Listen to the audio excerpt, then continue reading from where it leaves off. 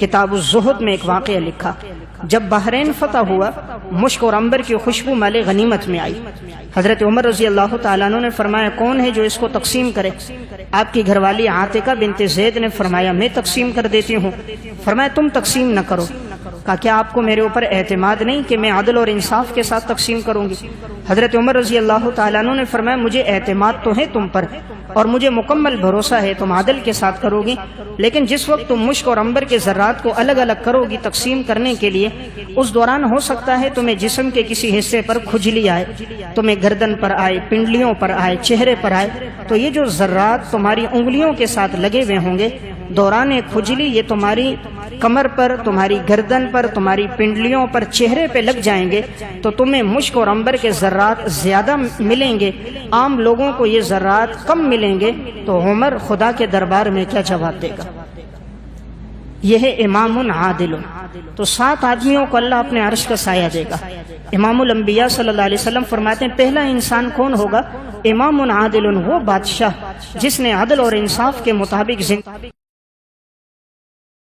ونستغفره ونؤمن به ونتوکل علیہ ونعوذ باللہ من شرور انفسنا ومن سیئات اعمالنا من يهده الله فلا مضل له ومن يضلله فلا هادي له واشهد ان لا اله الا الله وحده لا شريك له واشهد ان محمدا عبده ورسوله اما بعد فاعوذ باللہ من الشیطان الرجیم بسم اللہ الرحمن الرحیم ان اللہ یأمرکم ان تؤدوا الامانات الى اہلها وَإِذَا حَكَمْتُمْ بَيْنَ النَّاسِ أَن تَحْكُمُوا بِالْعَدْلِ إِنَّ اللَّهَ نِعِمَّا يَعِظُكُمْ بِهِ إِنَّ اللَّهَ كَانَ سَمِيعًا بَصِيرًا وقال الله تبارك وتعالى في مقام آخر إن الله يأمر بالعدل والإحسان وإيتاء ذي القربى وينهى عن الفحشاء والمنكر والبغي يعظكم لعلكم تذكرون وقال النبي صلى الله عليه وسلم 7 يظلهم الله في ظله يوم لا ظل إلا ظله إمام عادل وشاب نشأ في عبادة الله ورجل قلبه معلق بالمسجد ورجلان تحابا في الله اجتمعا عليه وتفرقا عليه ورجل ذكر الله خاليا ففازت عيناه ورجل دعته امرأة ذات منصب وجمال فقال إني أخاف الله ورجل تصدق بصدقة فأخفاها حتى لا تعلم شماله ما تنفق يمينه رواہ البخاری والمسلم صدق اللہ العظیم۔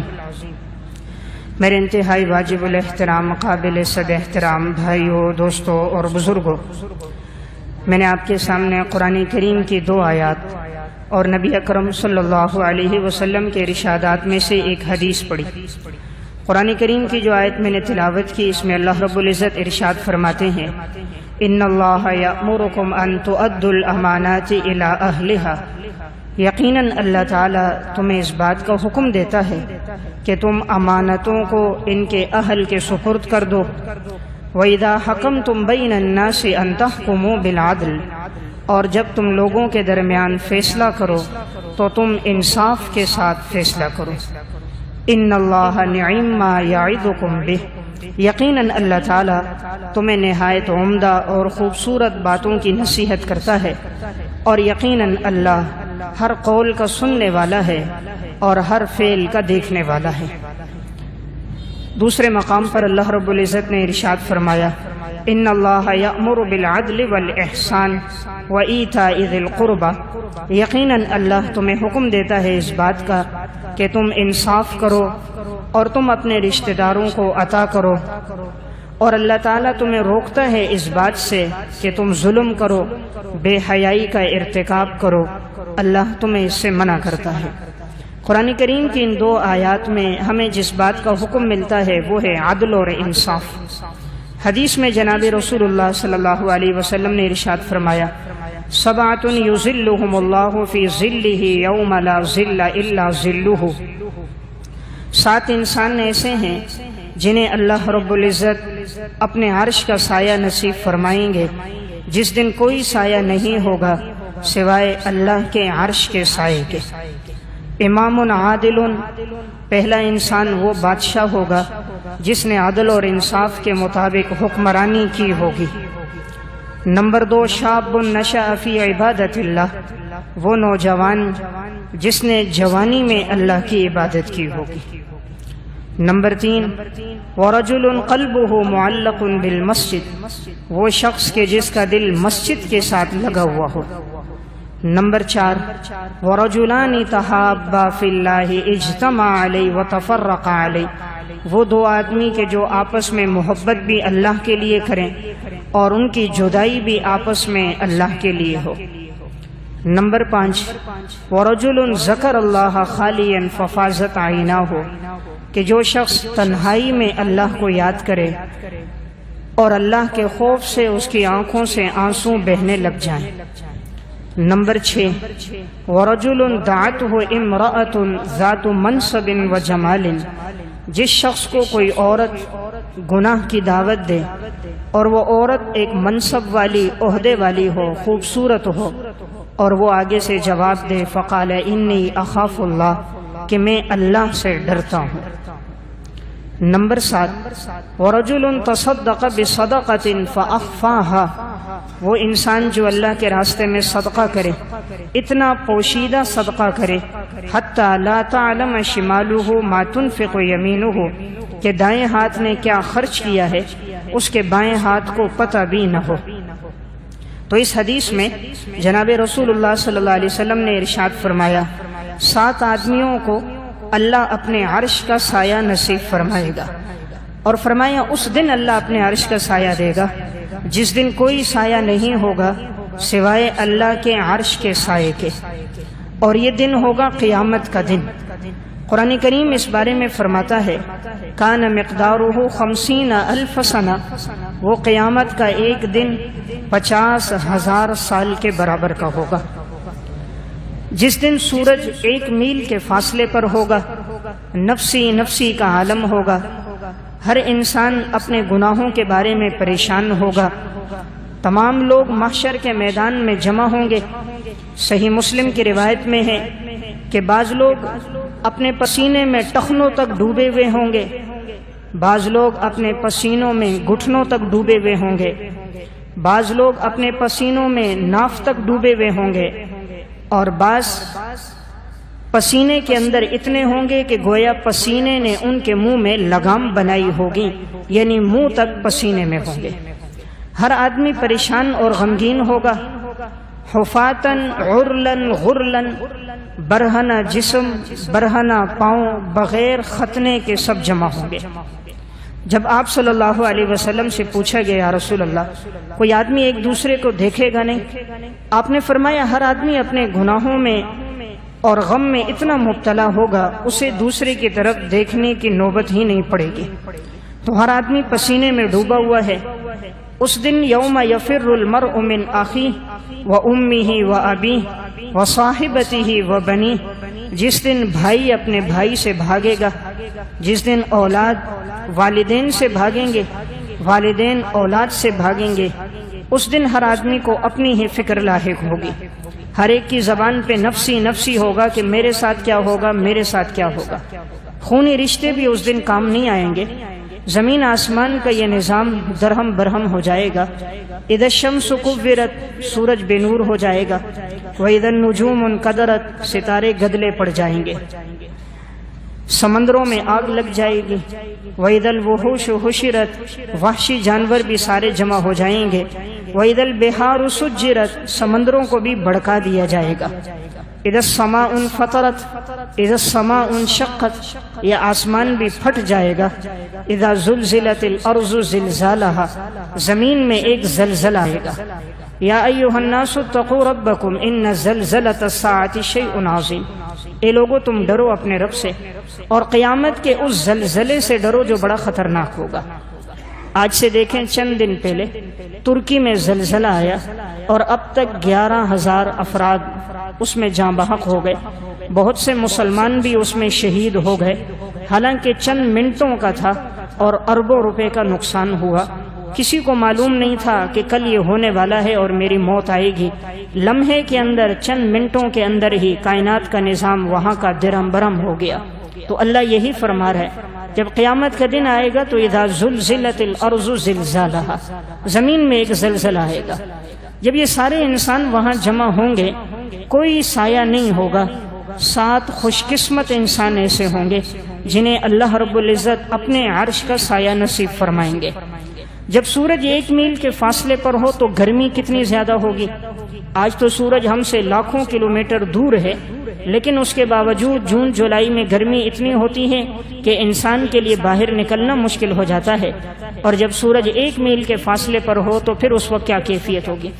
انسان کو سائے کی قدر تب آتی ہے جب وہ جنگل میں ویرانے میں سفر کر رہا ہو، دھوپ ہی دھوپ ہو، پسینہ ہو، گرمی ہو، پھر چاہتا ہے کوئی درخت نظر آئے، کوئی ٹیلا نظر آئے، کوئی سائیدار جگہ نظر آئے، تھوڑی دیر وہاں بیٹھ جاؤں۔ پھر وہاں بیٹھ کر ایک انسان کو لطف ملتا ہے، سکون ملتا ہے اس درخت کے سائے میں۔ تو یہ تو زندگی کے اندر ہے، پھر پتہ چلتا ہے سائے کی کتنی قدر ہے۔ حالانکہ آج تو لاکھوں کلومیٹر سورج ہم سے دور، جبکہ سورج ہمارے اس وقت قریب ہوگا، پھر سائے کی کیا قدر ہوگی۔ اب اللہ قیامت کے دن سایہ دے گا کس کو؟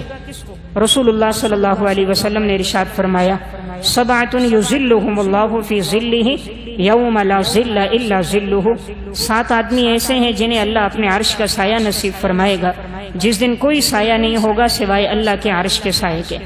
نمبر 1، امام عادل، وہ بادشاہ جس نے عدل اور انصاف کے ساتھ حکمرانی کی ہوگی، جس نے زندگی میں کبھی ظلم نہیں کیا ہوگا، عدل کے ساتھ سارے فیصلے کیے ہوں گے۔ جناب رسول اللہ صلی اللہ علیہ وسلم کی زندگی بھی اس پر شاہد ہے، آپ کے تمام فیصلے حق پر مبنی ہوئے۔ صحیح مسلم کتاب الحدود میں روایت ہے، قبیلہ بنو مخزومہ کی ایک عورت نے چوری کر لی، گواہوں سے بات ثابت ہو گئی، اب عورت کے لیے حد میں ہاتھ کٹنا تھا۔ تو اس قبیلے کے چند لوگ حضرت اسامہ بن زید رضی اللہ تعالیٰ عنہ کے پاس گئے کہ یہ آپ صلی اللہ علیہ وسلم کے منہ بولے بیٹے حضرت زید کے صاحبزادے ہیں، حضور سے جا کر سفارش کر لیں کہ حضور ہم سے کوئی دیت لے لیں اور اس خاتون کا ہاتھ نہ کٹے، ہماری بدنامی ہوگی۔ حضرت اسامہ بن زید آپ صلی اللہ علیہ وسلم کے پاس آئے کہ یا رسول اللہ، اگر کوئی رقم لے لی جائے، کوئی فدیہ لے لیے جائے، اس خاتون کا ہاتھ نہ کٹے۔ آپ کے چہرہ انور کا رنگ سرخ ہو گیا اور آپ تشریف لائے اور آپ نے خطبہ دیا۔ آپ نے فرمایا، اتشفع فی حد من حدود اللہ، اے اسامہ تم اللہ کے حدود میں سفارش کرتے ہو؟ اللہ کا حکم ہے چور کا ہاتھ کاٹو، تم کہتے ہو میں ہاتھ نہ کاٹوں۔ اور آپ نے اس موقع پر جملہ فرمایا تم سے پہلے لوگ بھی اس لیے ہلاک ہوئے کہ جب کوئی امیر اور مالدار چوری کرتا تھا اسے چھوڑ دیا جاتا تھا، اور جب کوئی غریب اور کمزور چوری کرتا تو اس پر حد نافذ کی جاتی۔ آپ نے ایک تاریخی جملہ ارشاد فرمایا، واللہ ان فاطمہ بنت محمد سرقت لقطعت یدہا، اگر محمد کی بیٹی فاطمہ بھی چوری کرے گی میں محمد اپنی بیٹی فاطمہ کا بھی ہاتھ کاٹوں گا۔ حالانکہ فاطمہ کوئی عام خاتون نہیں ہے، سیدۃ نساء اہل الجنہ، جنت کی عورتوں کی سردار ہے، حسنین کی والدہ ہے، حضرت علی رضی اللہ تعالیٰ عنہ کی زوجہ ہے، نبی کی لخت جگر ہے، آپ کے جگر کا ٹکڑا ہے، لیکن اسلام کا قانون عدل ہے۔ آپ نے فرمایا میری بیٹی بھی چوری کرے تو میں محمد اس کا بھی ہاتھ کاٹوں گا۔ تو پہلا انسان جسے اللہ اپنے عرش کا سایہ دے گا، امام عادل، وہ بادشاہ جس نے عدل اور انصاف کے مطابق زندگی میں فیصلے کیے ہوں گے۔ حضرت عمر رضی اللہ تعالیٰ عنہ کا دور خلافت ہے۔ تاریخ مدینتی دمشق میں علامہ ابن عساکر رحمۃ اللہ علیہ نے واقعہ لکھا، حضرت عمر رضی اللہ تعالیٰ عنہ اور ابی ابن کعب رضی اللہ تعالیٰ عنہ کے درمیان ایک بات میں اختلاف ہو گیا، زمین کے معاملے میں نزاع تھا۔ حضرت زید بن ثابت کے پاس مقدمہ گیا فیصلے کے لیے۔ حضرت زید بن ثابت رضی اللہ تعالیٰ عنہ نے حضرت عمر رضی اللہ تعالیٰ عنہ کو اپنے قریب بٹھایا، حضرت ابی ابن کعب کو سامنے بٹھایا۔ حضرت ابی ابن کعب مدعی تھے، ان سے کہا گواہ پیش کرو، ان کے پاس گواہ نہیں تھے۔ تو شریعت کا ضابطہ ہے کہ مدعا علیہ پر قسم آتی ہے، تو حضرت عمر رضی اللہ تعالیٰ عنہ اس معاملے میں مدعا علیہ تھے تو ان پر قسم آنی تھی. تو حضرت زید بن ثابت جو اس وقت جج تھے اور فیصلہ کرنے والے تھے، انہوں نے فرمایا کہ میں کسی اور کے لیے یہ رعایت طلب نہیں کرتا، لیکن امیر المومنین ہیں، میں چاہتا ہوں ان کو قسم نہ دی جائے. حضرت عمر رضی اللہ تعالیٰ عنہ نے فرمایا زید نہیں، شریعت کا اصول ہے البینۃ علی المدعی والیمین علی من انکر علیہ. بینہ اس پر ہے کہ جو آدمی مدعی ہو، اور قسم کھانا اس پر ہے جو مدعا علیہ ہو. جب ابی ابن کعب کے پاس گواہ نہیں ہے تو میں مدعا علیہ ہوں، میں قسم کھاؤں گا. حضرت عمر رضی اللہ تعالیٰ عنہ نے قسم کھائی، معاملہ ان کے حق میں فیصلہ ہو گیا. تو جب وہاں سے جانے لگے تو حضرت عمر رضی اللہ تعالیٰ عنہ نے حضرت زید بن ثابت کو مخاطب کر کے کہا، زید تم اس وقت تک عادل جج نہیں بن سکتے جب تک تمہاری نظر میں عمر اور عام آدمی برابر نہ ہو. جب تک تمہاری نظر میں اور عام آدمی برابر نہ ہو، تمہارا فیصلہ عدل اور انصاف پہ نہیں ہو سکتا. تم نے یہ جو مجھے کہا کہ میرے قریب بیٹھو، شریعت کا اصول ہے کہ مدعی مدعا علیہ دونوں سامنے بیٹھتے ہیں، تو تمہارا مجھے اپنے قریب بٹھانا ایسے موقع پر جائز نہیں. نمبر 2، تمہارا یہ کہنا کہ حضرت عمر کو قسم نہ دو، حالانکہ شریعت کا اصول ہے جو بھی مدعا علیہ اس پر قسم آتی ہے میں قسم کھاؤں گا. آپ نے فرمایا تم عادل جج تبھی بنو گے جب تمہاری نظر میں عمر اور دوسرا آدمی برابر ہوں گے. واقعہ سنانے کا مقصد یہ ہے امام عادل. تو پہلا آدمی جسے اللہ اپنے عرش کا سایہ دے گا یہ وہ ہوگا جس نے عدل اور انصاف کے مطابق بادشاہت کی ہوگی. السنن الکبریٰ میں امام بیہقی رحمۃ اللہ علیہ متوفہ 458 ہجری نے واقعہ لکھا. حضرت عمر رضی اللہ تعالیٰ عنہ بازار میں گشت کر رہے تھے. انہوں نے دیکھا کہ ان کے بیٹا عبداللہ بن عمر اونٹ فروخت کر رہا ہے. عبداللہ ابن عمر اپنے بیٹے کے پاس آئے، بیٹا یہ اونٹ کس کے ہیں؟ فرمایا ابا جان یہ میرے ہیں. کہا تم نے یہ کب خریدے ہیں؟ فرمایا مجھے فلاں موقع پر مال غنیمت میں ملے تھے. تو کہا تم نے یہ اونٹ اب تک کہاں رکھے تھے؟ کہا جو سرکاری چراگاہ ہے اس میں اونٹ چرتے تھے تو میرا بھی اونٹ وہیں چرتا تھا. حضرت عمر رضی اللہ تعالیٰ عنہ نے فرمایا بیٹا اونٹ تمہارا ذاتی تھا تو تم نے سرکاری چراگاہ میں اس کو کیوں رکھا؟ وہاں تو یہ کہا جاتا ہوگا کہ امیر المومنین کے بیٹے کا اونٹ ہے، اس کی رعایت زیادہ رکھی جاتی ہوگی، چارہ زیادہ ڈالا جاتا ہوگا، مالش اچھے طریقے سے کی جاتی ہوگی. حالانکہ وہ تو چراگاہ عام لوگوں کے لیے ہے، تمہارے لیے تو نہیں. جاؤ اونٹ کو فروخت کرو، جو قیمت اس وقت تھی جب تمہیں یہ اونٹ غنیمت میں ملا تھا وہ قیمت لے لو، باقی زائد رقم بیت المال میں جمع کر دو. چنانچہ بیٹے نے جا کر اونٹ فروخت کیا، اس وقت جو اس کی قیمت بنتی تھی وہ لے لی، باقی جتنا نفع ملا وہ سارا نفع بیت المال میں جمع کرا دیا. یہ ہے امام عادل کہ وہ حکمران جو عدل اور انصاف کے مطابق زندگی گزار کے جائے. تو آپ صلی اللہ علیہ وسلم نے جو فرمایا 7 آدمیوں کو اللہ اپنے عرش کا سایہ دے گا، ان میں پہلا آدمی یہی خوش قسمت ہے جس نے عدل پر فیصلے کیے ہوں گے. یہی حضرت عمر رضی اللہ تعالیٰ عنہ. امام احمد بن حنبل متوفہ 241 ہجری نے کتاب الزہد میں ایک واقعہ لکھا. جب بحرین فتح ہوا مشک اور عنبر کی خوشبو مال غنیمت میں آئی. حضرت عمر رضی اللہ تعالیٰ عنہ نے فرمایا کون ہے جو اس کو تقسیم کرے؟ آپ کی گھر والی عاتقہ بنت زید نے فرمایا میں تقسیم کر دیتی ہوں. فرمایا تم تقسیم نہ کرو. کہا کیا آپ کو میرے اوپر اعتماد نہیں کہ میں عدل اور انصاف کے ساتھ تقسیم کروں گی؟ حضرت عمر رضی اللہ تعالیٰ عنہ نے فرمایا مجھے اعتماد تو ہے تم پر اور مجھے مکمل بھروسہ ہے تم عدل کے ساتھ کرو گی، لیکن جس وقت تم مشک اور عنبر کے ذرات کو الگ الگ کرو گی تقسیم کرنے کے لیے، اس دوران ہو سکتا ہے تمہیں جسم کے کسی حصے پر کھجلی آئے، تمہیں گردن پر آئے، پنڈلیوں پر آئے، چہرے پر آئے. تو یہ جو ذرات تمہاری انگلیوں کے ساتھ لگے ہوئے ہوں گے دوران کھجلی یہ تمہاری کمر پر، تمہاری گردن پر، تمہاری پنڈلیوں پر، چہرے پہ لگ جائیں گے تو تمہیں مشک اور عنبر کے ذرات زیادہ ملیں گے، عام لوگوں کو یہ ذرات کم ملیں گے. تو عمر خدا کے دربار میں کیا جواب دے گا؟ یہ ہے امام عادل. تو 7 آدمیوں کو اللہ اپنے عرش کا سایہ دے گا. امام الانبیاء صلی اللہ علیہ وسلم فرماتے ہیں پہلا انسان کون ہوگا؟ امام عادل، وہ بادشاہ جس نے عدل اور انصاف کے مطابق حضرت عثمان رضی اللہ تعالیٰ عنہ کے دور میں ایک دفعہ انہوں نے اپنے غلام کو بلایا اور غلام سے کہا تم میرے کان کو مروڑ دو. یہ واقعہ الریاض النظرہ فی مناقب العشرہ میں ہے. انہوں نے پوچھا امیر المومنین کیوں؟ فرمایا ایک موقع پر میں نے تمہیں تنبیہ کرنے کے لیے تمہارا کان ہاتھ سے مروڑا تھا تو شاید زیادتی ہو گئی ہو، میں نے مروڑا، تو تم ایسا کرو مجھ سے بدلہ لے لو تاکہ دنیا میں یہ بدلہ ہو جائے، آخرت میں اس بارے میں مجھ سے کوئی باز پرس نہ ہو. حالانکہ وہ ان کا غلام ہے اور کوئی بڑی سزا بھی نہیں دی، اکثر اس کی طرف سے خطائیں ہوتی، حضرت معاف فرما دیتے۔ حضرت عثمان رضی اللہ تعالیٰ عنہ کا مزاج ہی ایسا تھا، نرم مزاج تھے، لیکن ایک دفعہ زندگی میں کان صرف مروڑا ہے اور غلام سے معافی مانگ رہے، معاف کر دو، کہیں اللہ کے دربار میں اس بارے میں مجھ سے باز پرس نہ ہو جائے۔ تو اس لیے آپ صلی اللہ علیہ وسلم فرما رہے ہیں پہلا آدمی جسے اللہ اپنے عرش کا سایہ دے گا وہ امام عادل، عدل پر جو حکمرانی کر کے جائے گا، اپنے آپ کو ظلم سے بچائے گا۔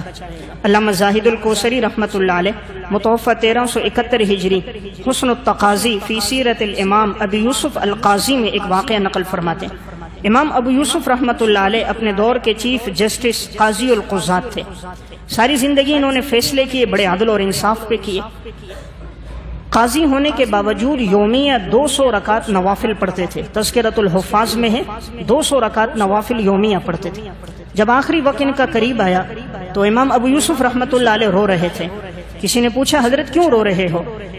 فرمایا کہ میں نے زندگی بھر فیصلے کیے، الحمدللہ مجھے اللہ کی ذات پر مکمل یقین اور بھروسہ ہے، میرے کسی فیصلے میں ظلم نہیں ہوا، کبھی میں نے زنا نہیں کیا، کبھی چوری نہیں کی، کبھی قصداً اللہ کی نافرمانی نہیں ہوئی، اللہ کا شکر ہے زندگی میری اچھی گزری، لیکن ایک فیصلے کے بارے میں بڑا پریشان ہوں، کہیں قیامت کے دن اللہ مجھ سے اس کے بارے میں نہ پوچھ لے۔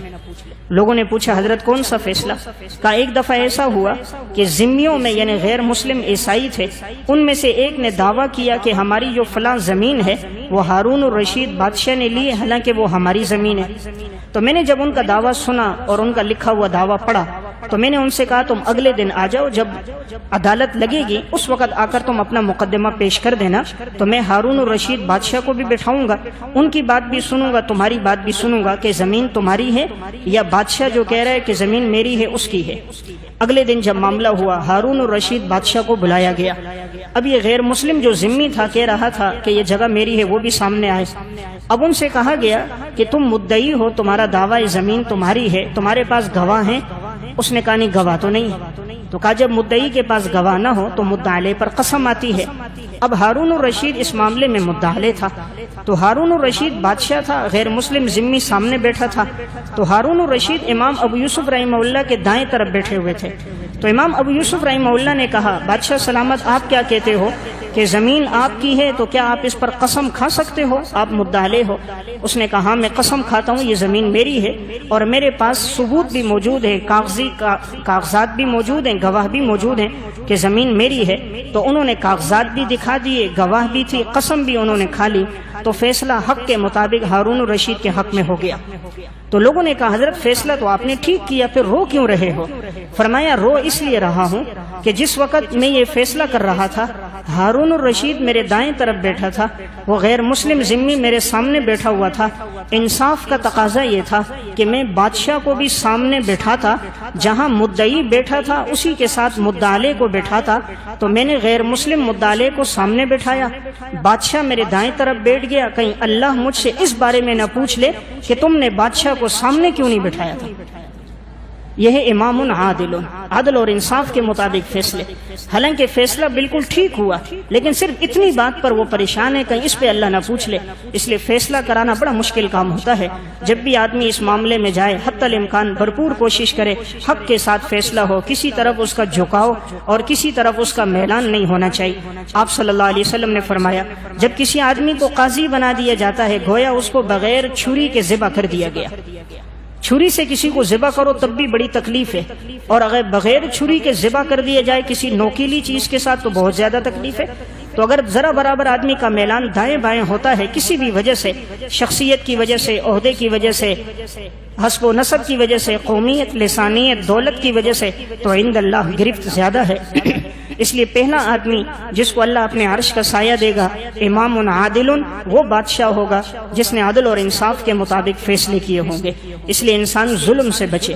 جو آدمی دنیا میں ظلم کر دیتا ہے اللہ رب العزت بسا اوقات آخرت سے پہلے دنیا میں بھی سزا دیتا ہے۔ اردو کی ایک کتاب ہے ناقابل فراموش سچے واقعات، اس میں انہوں نے ایک واقعہ لکھا۔ حیدرآباد میں ایک پولیس انسپکٹر تھا جو اپنے ظلم و ستم میں بڑا معروف تھا، اور جو بھی کوئی دعویٰ ہوتا کسی کو پکڑ لیتا تو مشہور تھا کہ یہ مجرم سے اقرار کروا لیتا ہے، حالانکہ بسا اوقات وہ مجرم نہ ہوتا، لیکن یہ اتنی سخت سزائیں دیتا، اتنی اذیت میں رکھتا کہ جو آدمی بے گناہ بھی ہوتا سزائیں بھگت کر آخر وہ اقرار کر لیتا۔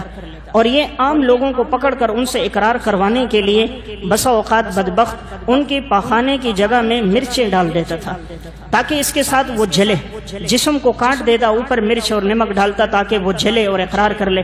تو اس طرح کوئی اقرار کرتا اس کو بڑا انعام ملتا کہ فلاں کو اس نے مجرم کو پکڑا، فلاں کو پکڑا، حالانکہ اکثر مجرم نہیں ہوتے تھے لیکن اس کی اذیتوں کی وجہ سے وہ اقرار کر دیتے۔ تو اس کی زندگی میں یہ ظلم تھا۔ اللہ کی طرف سے ڈھیل تو ہر ایک کے لیے ہوتی ہے، لیکن رب العالمین عادل بادشاہ ہے، وہ ہر فیصلہ اپنے عدل کے مطابق کرتا ہے۔ بندہ یہ نہ کہے کہ مجھے ڈھیل نہیں ملی، مہلت نہیں ملی، رب العالمین مہلت دیتا ہے، ڈھیل دینے کے بعد گرفت کرتا ہے، اور اللہ سزا اس نوعیت کی دیتا ہے جس نوعیت کا انسان نے جرم کیا ہوتا ہے۔ جیسا مجرم ہے رب العالمین ویسی ہی سزا دیتا ہے۔ اللہ رب العزت معاملہ انسان کے عمل کے مطابق کر رہا ہوتا ہے، بدلہ من جنس العمل دیتا ہے۔ اس نے اس طرح کیا، لوگوں کے پخانے کی جگہ میں یہ مرچ مسالہ ڈالتا تھا، اب اس کو بیماری لگ گئی، ایسی بیماری کہ اس کے پخانے کی جگہ سے خون بہنا شروع ہو گیا اور وہ جگہ زخمی ہو گئی۔ ایسا زخم ہوتا تھا جب یہ پخانہ کرنے لگتا اس کی چیخیں نکلتی گویا آسمان تک، اور یہ بیٹھ نہیں سکتا تھا۔ جب یہ اپنا نچلا حصہ زمین کے ساتھ، گدے کے ساتھ، چارپائی کے ساتھ لگاتا، اس کو اتنی اذیت ہوتی کہ یہ چیختا چلاتا تھا۔ اب اس کے لیے بیٹھنا دشوار، اس کے لیے لیٹنا دشوار۔ اب یہ یا تو کھڑا رہتا اور یا اس کے اپنے ہاتھوں کو باندھ دیتا اوپر چھت کے ساتھ، ایک ہاتھ کو ایک رسی سے چھت سے باندھا، دوسرے کو دوسری رسی سے باندھا، بس یوں کھڑے کھڑے یہ لیٹتا تھا کہ جسم نیچے چارپائی کے ساتھ مس نہ ہو۔ اگر جسم کا نچلا حصہ لگ جاتا بس اس کی اتنی اذیت ہوتی تھی کہ اس سے برداشت نہیں ہوتا تھا۔ ہر قسم کا علاج اس نے کروایا، مہنگے سے مہنگا علاج کروا دیا، علاج کے لیے امریکہ تک چلا گیا لیکن کوئی افاقہ نہ ہوا۔ جب تک اللہ شفا نہ دے بندہ نہیں دے سکتا۔ رب العالمین کی طرف سے اگر بیماری کا امر ہو جائے، ساری دنیا کے ڈاکٹر مل جائیں، انسان کو شفا نہیں دے سکتے۔ پھر یہ جب گزرتا تھا تو یہ خون گندا اس کے پاخانے کے راستے سے نکلتا، کپڑے اس کے گندے ہو جاتے، پیپ نکلتی، لباس اس کا پورا گندا ہو جاتا، بدبودار ہوتا، یہ کہیں آنے جانے کے قابل نہیں تھا۔ پھر لوگوں کو کہتا تھا مجھ سے عبرت حاصل کرو، میں اس طرح سزا دیتا تھا، اللہ نے مجھے بھی اسی قسم کی بیماری میں مبتلا کر دیا۔ تو جیسے اس کی طرف سے لوگوں کے ساتھ سلوک تھا، اللہ رب العالمین نے اسی کو اسی طرح کی سزا عطا فرما دی۔ تو پہلا آدمی جس کو اللہ اپنے عرش کا سایہ دے گا، امام عادل، وہ بادشاہ جس نے عدل کیا ہو، اپنے آپ کو ظلم سے بچایا ہو۔ اللہ رب العزت دو گناہوں کی سزا دنیا میں دے دیتا ہے، نمبر ایک ظلم، نمبر دو والدین کی نافرمانی۔ باقی جو گناہ ہیں ان کی سزا بھی ہے، لیکن ان دو گناہوں کی سزا جلد آ جاتی ہے۔ دوسرا خوش قسمت انسان کون ہے؟ شاب نشأ فی عبادت اللہ، وہ نوجوان جس نے جوانی میں اللہ کی عبادت کی ہو۔ اللہ رب العزت کو جوانی کی عبادت بڑی پسند ہے، بڑھاپے میں کوئی عبادت کرے تو وہ بھی محبوب ہے، لیکن جوانی کی عبادت اللہ تعالیٰ کو بڑی پسند ہے۔ اس لیے انسان کوشش کرے اپنی جوانی اللہ رب العزت کی عبادت میں، دین میں لگائے، کیونکہ جوانی میں انسان کے خواہشات بھی ہوتے ہیں، جذبات بھی ہوتے ہیں، خیالات بھی ہوتے ہیں۔ اب اگر وہ ان سب سے ہٹ کر عبادت میں لگتا ہے تو یہ بہت بڑی قربانی ہے۔ حضرات سلف کی زندگی میں یہی بات تھی، انہوں نے جوانیاں دین پہ لگائیں۔ حضرت سفیان بن حیینہ رحمۃ اللہ علیہ کے بارے میں، زندگی میں انہوں نے 70 مرتبہ حج کیا تھا، اور اپنی ساری زندگی انہوں نے عبادت میں، ریاضت میں، حج میں گزار دی۔ جب بھی جاتے یہ دعا کرتے، یا اللہ یہ میرا آنا آخری آنا نہ ہو، مجھے دوبارہ بھی موقع دے۔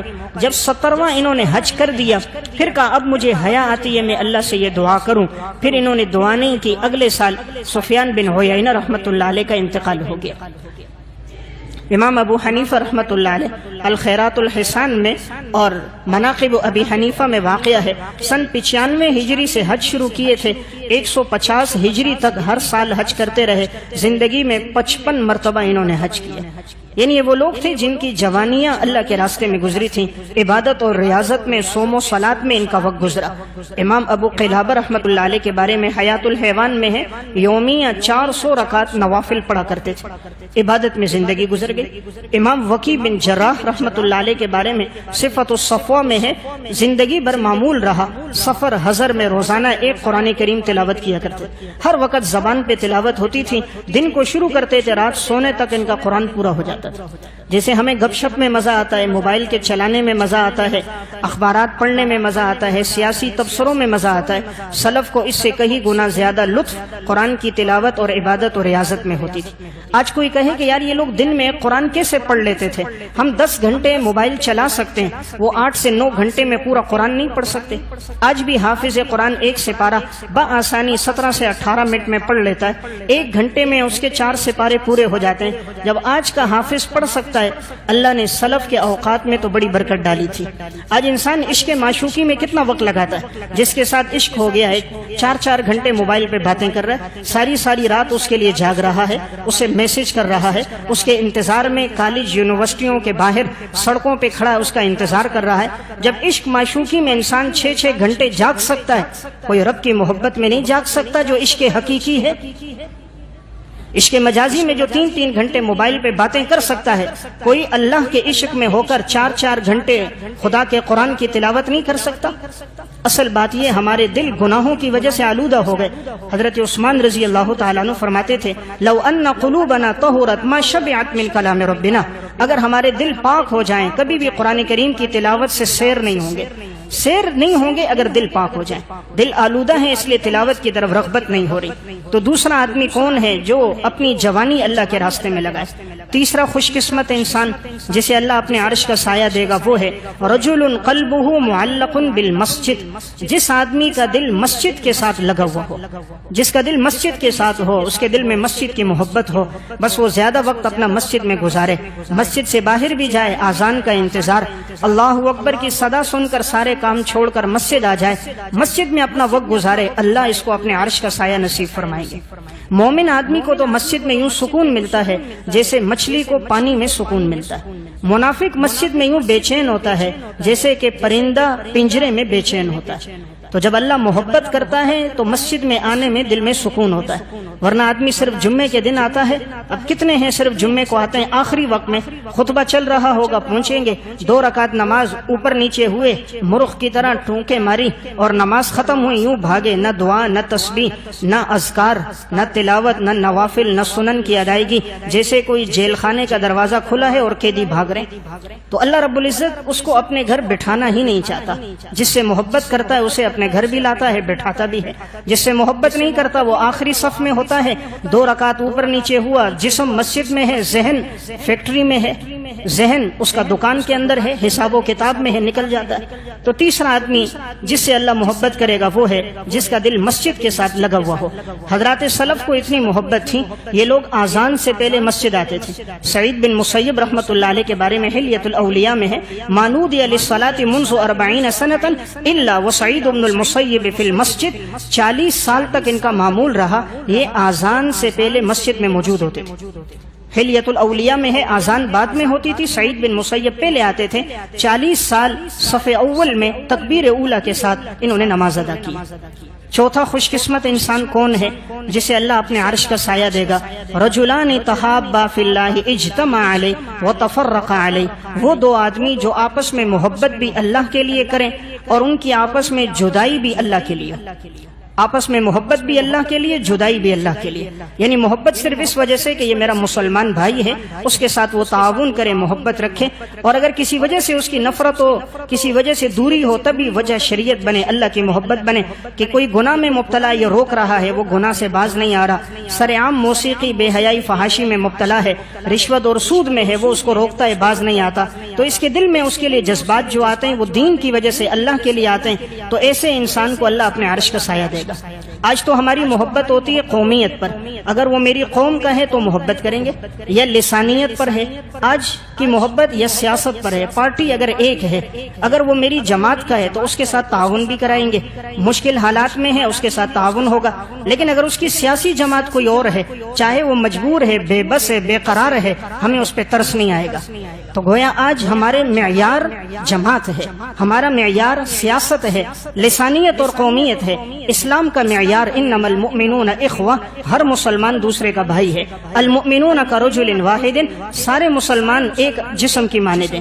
تو چوتھا آدمی وہ ہوگا جو محبت بھی اللہ کے لیے کرے، نفرت بھی اللہ کے لیے کرے. مولانا روم رحمۃ اللہ علیہ نے مثنوی میں ایک واقعہ لکھا. حضرت علی رضی اللہ تعالیٰ عنہ ایک یہودی کے سینے پہ چڑھے قتل کر رہے ہیں، تو جیسے مارنے لگے اس نے چہرے پہ تھوک دیا. حضرت علی رضی اللہ تعالیٰ عنہ پیچھے آ گئے. مولانا روم رحمہ اللہ مثنوی میں لکھتے ہیں یہودی نے کہا حضرت پہلے قتل کر رہے تھے ابھی چھوڑ دیا. فرمایا پہلے تو میں اللہ کی رضا کے لیے قتل کر رہا تھا، جب تم نے میرے چہرے پہ تھوکا تو میرے نفس کا غصہ شامل ہو گیا. اب اللہ کی رضا کم ہے، نفس کا غصہ زیادہ ہے، اس لیے میں پیچھے ہٹ گیا. تو یہ ہے محبت بھی صرف اللہ کے لیے، جدائی بھی ہو تو صرف اللہ کے لیے. امام ذہبی رحمۃ اللہ علیہ نے سیر و اعلام النبلاء میں ایک واقعہ لکھا. ابو الحسین نوری رحمۃ اللہ علیہ بہت بڑے اللہ والے بزرگ ہیں. ایک دفعہ گزر رہے تھے ایک نہر کے کنارے سے، تو دیکھا کہ ایک شخص کی چھوٹی کشتی ہے اور اس میں مٹکے پڑے ہوئے ہیں. اس نے پوچھا کہ یہ کس چیز کے مٹکے ہیں؟ کہا جی شراب کے مٹکے.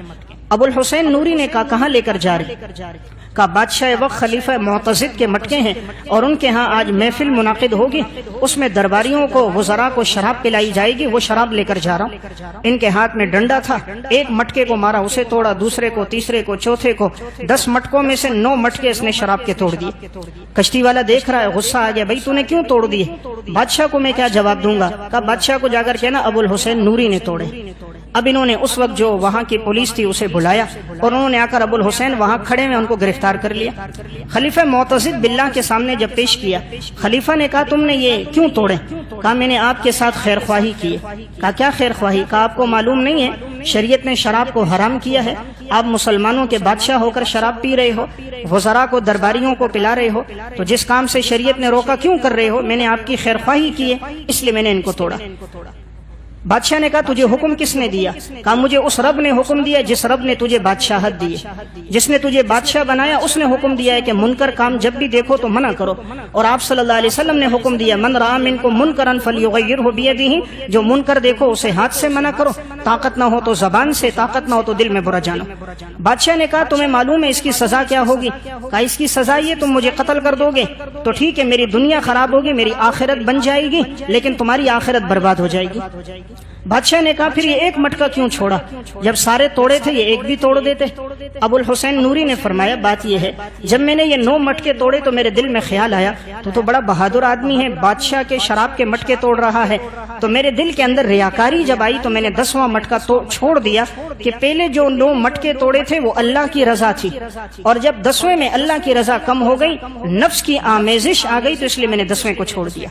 بادشاہ پر اس بات کا اتنا اثر ہوا اس نے 10واں مٹکا بھی توڑوا دیا اور خلیفہ معتضد نے ابو الحسین نوری کو بڑی عزت کے ساتھ رہا کر دیا. واقعہ سنانے کا مقصد یہ تھا محبت بھی اللہ کے لیے، نفرت بھی اللہ کے لیے. 5واں خوش قسمت آدمی کون ہوگا جسے اللہ اپنے عرش کا سایہ دے گا؟ آپ صلی اللہ علیہ وسلم نے ارشاد فرمایا رجل دعته امرأة ذات منصب وجمال فقال انی اخاف اللہ. وہ انسان جس کو ایک خوبصورت عورت، منصب والی عورت گناہ کی دعوت دے اور وہ آگے سے کہے میں اللہ سے ڈرتا ہوں، وہ آگے سے کہے میں اللہ سے ڈرتا ہوں، اللہ اس کو اپنے عرش کا سایہ دے گا. حضرت یوسف علیہ الصلوۃ والسلام ہے، گناہ کی دعوت دینے والی عام عورت نہیں، زلیخا عزیز مصر کی بیوی جھونپڑی میں نہیں محل میں دعوت دے رہی، کسی بوڑھے کو نہیں جوان کو دے رہی ہے، شادی شدہ کو نہیں غیر شادی شدہ کو دے رہی ہے. دروازے بھی سارے اس نے بند کر دیے، تالے لگا دیے، دیکھنے والا بھی کوئی نہیں. لیکن یوسف علیہ السلام بھاگتے ہیں اور فرماتے ہیں قال معاذ اللہ، اللہ کی پناہ کے میں یہ کام کر دوں. یوسف علیہ السلام دوڑنے لگے تو بند دروازے کھلنے لگے، تالے ٹوٹنے لگے. معلوم ہوا انسان کا کام دوڑنا ہے، رب کا کام بند دروازوں کو کھول دینا ہے. آج انسان کہتا ہے نا میں مجبور ہوں، بے بس ہوں، جہاں جاؤ بد نظری ہو جاتی ہے. نظر جھکانا اختیار میں ہے، گناہ سے بچنا اختیار میں ہے. انسان چاہے تو بچ سکتا ہے. تو میں عرض کر رہا تھا ایک خوش قسمت وہ ہے جس کو گناہ کی دعوت ہو اور وہ اپنے آپ کو پاک رکھے. امام ابو نعیم اصفہانی نے حلیۃ الاولیاء میں ایک واقعہ لکھا. حضرت سلیمان بن یسار رحمۃ اللہ علیہ بڑے اللہ والے بزرگ تھے. ایک دفعہ یہ سفر میں نکلے، اللہ نے ان کو بڑا حسن و جمال دیا تھا. تو ایک لڑکی نے جو دور سے دیکھا کہ یہ اپنے خیمے کے اندر بیٹھے عبادت کر رہے ہیں ان کے حسن کو دیکھا تو وہ آ گئی. ان کے باقی ساتھی گئے ہوئے تھے باہر کھانا پکانا دیگر انتظامات کر رہے تھے. وہ ان کے سامنے آئی, خیمے میں کوئی اور موجود نہیں تھا, انہیں گناہ کی دعوت دی. اس نے کہا تم اللہ سے ڈرتی نہیں ہو, وہ اللہ دیکھ رہا ہے. اس نے کہا نہیں, یہاں تو کوئی موجود نہیں, خیمے میں ہوں, آپ ہوں, تیسرا کوئی انسان نہیں. اس نے کہا تمہیں نہیں معلوم دو انسان ہوتے ہیں, تیسرا اللہ ہر جگہ موجود ہوتا ہے. کہا کوئی نہیں دیکھ رہا. کہا وہ اللہ دیکھ رہا ہے جس نے اندھیرے کو بھی پیدا کیا, روشنی کو بھی پیدا کیا, اور رائی کے دانے کے برابر کوئی چیز اس سے مخفی نہیں. سلیمان بن یسار نے اپنا سر نیچے رکھا, رونے لگ گئے. لڑکی نے دیکھا کافی دیر گزر گئی, نہیں متوجہ ہوئے, اٹھ کر چلی گئی. ان کے ساتھی آئے, سلیمان بن یسار کو یوں روتا ہوا دیکھا, پوچھا حضرت کیا بات ہے؟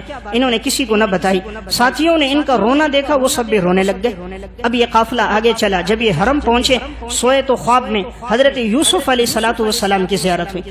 حضرت یوسف علیہ السلام نے فرمایا اللہ رب العزت نے تمہیں گناہ سے بچا دیا. فرمایا اللہ کا یہ بہت بڑا میرے اوپر احسان ہوا. انسان تو کمزور ہے, گناہ میں مبتلا ہو جاتا, لیکن اللہ کی نصرت اور مدد تھی. تو دیکھیں یوسف علیہ السلام بھی بچے تھے, یہ بھی بچے. اللہ تعالیٰ نے خواب میں یوسف علیہ الصلوۃ والسلام کی ان کو زیارت کروا دی. تو واقعہ سنانے کا مقصد ایک آدمی جسے اللہ اپنے عرش کا سایہ دے گا جو اپنے آپ کو گناہ سے بچائے. آخری دو آدمی کون ہے؟ چھٹا آدمی خوش نصیب وہ ہوگا رجل ذکر اللہ خالیا ففاضت عیناہ, جو اللہ کو تنہائی میں یاد کرے اور اللہ کے خوف سے اس کی آنکھوں سے آنسو کے قطرے بہنے لگ جائیں. اللہ کو تنہائی میں یاد کرتا ہے, آنکھوں سے آنسو کے قطرے بہ رہے ہیں, فرمایا اللہ اس کو اپنے عرش کا سایہ دے گا. حدیث میں آتا ہے دو آنکھوں پر اللہ نے جہنم کو حرام کر دیا. ایک وہ آنکھ جو اللہ کے راستے میں پہرا دیتے ہوئے جاگے, اور ایک وہ آنکھ جو اللہ کے سامنے روئے. اللہ نے ان دو آنکھوں پر جہنم کو حرام کر دیا. تو چھٹا خوش قسمت وہ ہوگا جو خوف خدا کی وجہ سے روتا ہوگا. آج دنیا دولت کے لیے ہم روتے ہیں, کاش کبھی اللہ کے سامنے بھی روئیں, اللہ خزانوں کو ہمارے قدموں میں لے آئے گا. ساتواں اور آخری خوش نصیب جسے اللہ اپنے عرش کا سایہ دے گا رجل تصدق بصدقۃ, وہ انسان جو اللہ کے راستے میں صدقہ دے, فاخفاها, اتنا پوشیدہ دے, حتی لا تعلم شمالہ ما تنفق یمینہ, دائیں ہاتھ نے کیا خرچ کیا ہے بائیں ہاتھ کو پتہ بھی نہ ہو. اتنا مخفی اللہ کے نام پہ جو خرچ کر دے گا, اللہ اس کو اپنے عرش کا سایہ دے گا کہ اس نے صرف اور صرف میری رضا کے لیے خرچ کیا ہے.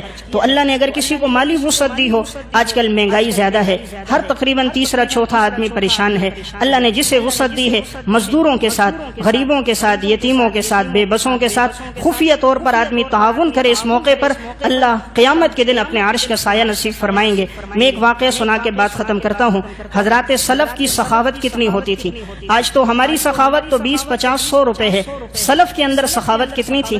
عرب میں ایک کتاب چھپی ہے قصص العرب, 4 جلدوں میں ہے, اس میں عرب کے واقعات ہیں. تو اس میں انہوں نے ایک واقعہ لکھا. 3 نوجوان بیٹھے تھے, آپس میں گفتگو چلی کہ اس وقت بڑا سخی کون ہے.